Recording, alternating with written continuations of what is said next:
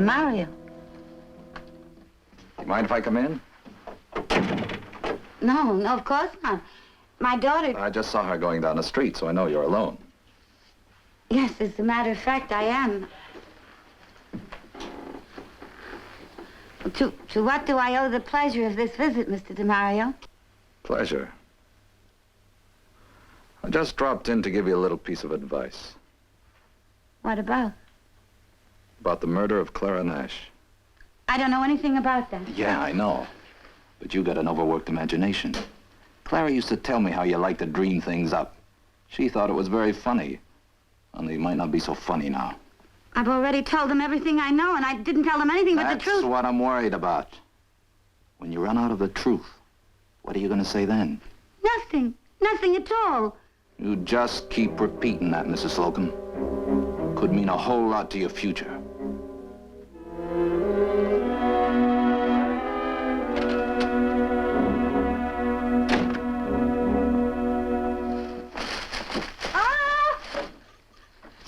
It's for you.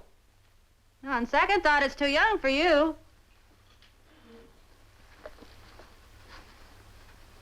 Size 10?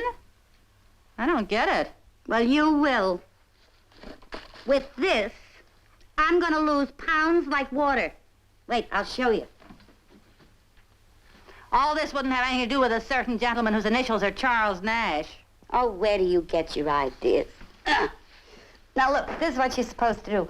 You're supposed to kind of, lasso your feet. Lasso your feet like that, see?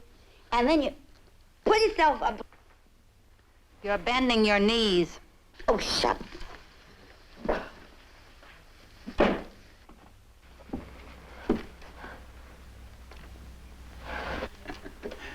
Well, I'm glad to see you feeling better, Mrs. Slocum. Oh, how'd you do? May I help you up? Well, I'm not feeling better. I'm not well at all. I just keep trying. That's why I'm here, Mrs. Slocum. I'm going to ask you to try to remember if there are any details that you overlooked. Like what, for instance? Well, supposing we go through the whole thing again, right from the start. Read me what I said yesterday. That's not exactly the idea, Mrs. Slocum. It's a cross-examination. That's where they catch you if you're lying. Shh. Fire away. I'll answer your questions. Thank you, ma'am. Let's start with DeMario. DeMario? Yes. He says that he brought Mrs. Nash home at approximately 1:45 a.m. Now, does that check with you? Check? Do you have anything further to say about this? No. And he left immediately after with you in the car, right?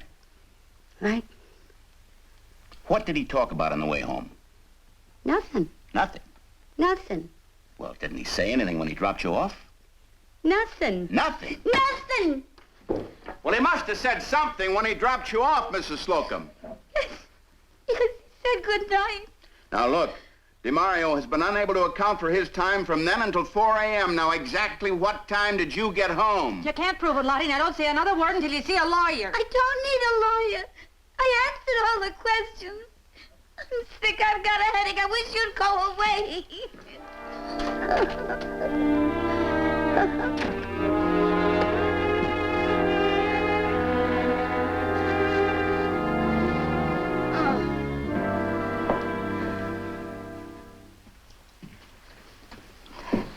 Mom, I don't know what got into that police officer, but don't be upset. Everybody knows you had nothing to do with it. Oh.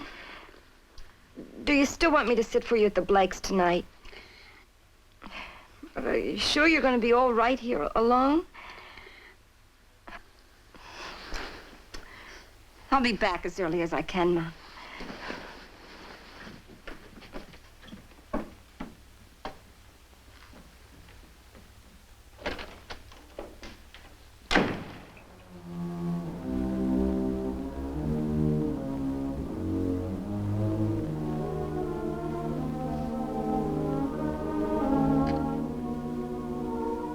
Dear Mr. Nash, the time has come when I need you. I'm all mixed up, especially after what happened the night of the murder. I like to keep myself busy when I'm babysitting.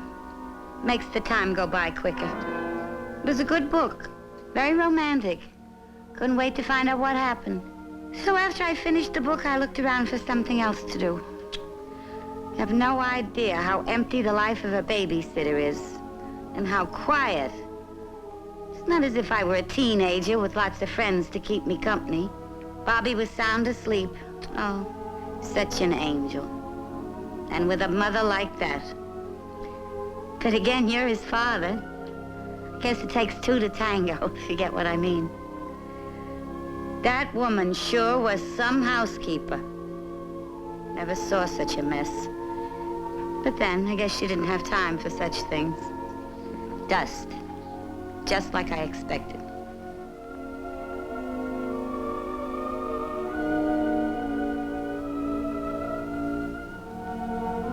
It was funny seeing the two of us hanging there. Her and me. I remember when your coat used to be there too, Mr. Nash.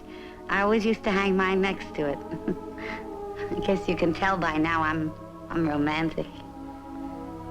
You always bought her such pretty things. Maybe it's not nice of me to talk about the dead.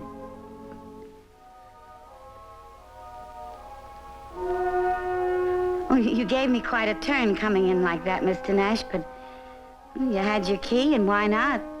You pay the rent. I could smell you'd been drinking, but who could blame you with all your troubles? You weren't even sore at me for trying on the coat. Guess you never thought I could look so good. It's that blonde beaver. Does something for a woman. Even me.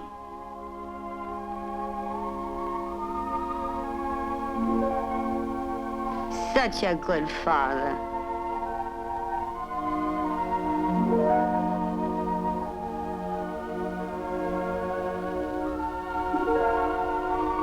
It was so cozy, just the two of us. Just as if it had always been that way. And then she came back.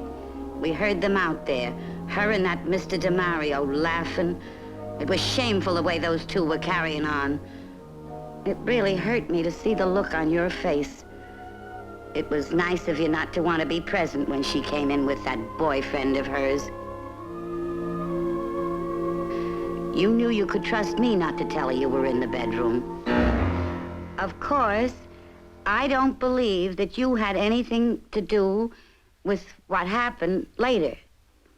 But, you see, it's the police I'm worried about, Mr. Nash. Maybe tomorrow they'll ask me about you. So, I thought if we could get together, you know, dinner for two, tete-a-tete.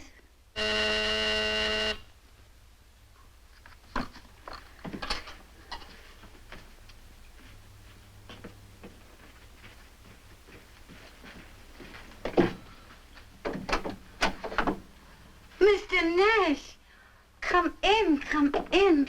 What a wonderful surprise. I wasn't expecting anybody, but you're very welcome, I'm sure. You won't believe this, but I was just writing a letter to you.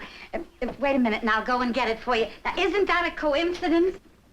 If you'd given me a little warning, I might have fixed up a tiny bit.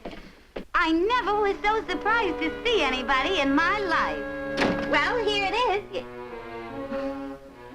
By special messenger.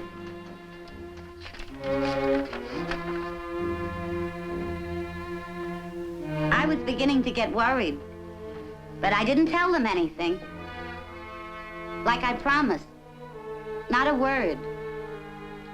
They never asked me if you were there the night of the murder, so I didn't think it was wrong not to tell them anything.